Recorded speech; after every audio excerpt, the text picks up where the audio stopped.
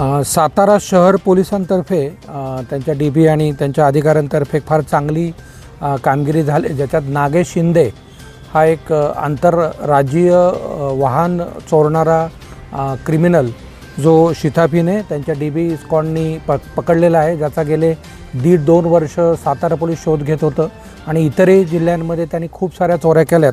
जवळजवळ 150च्या वर वाहन चोरीचे गुन्हे त्याच्यावर दाखल आहेत आणि विविध ठिकाणून त्यांनी गेल्या 3-4 महिन्यात 30 ते 40 गाड्या चोरल्यात.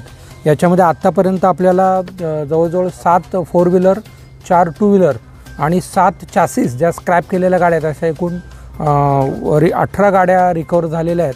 अजूनही काय रिकवर होतील.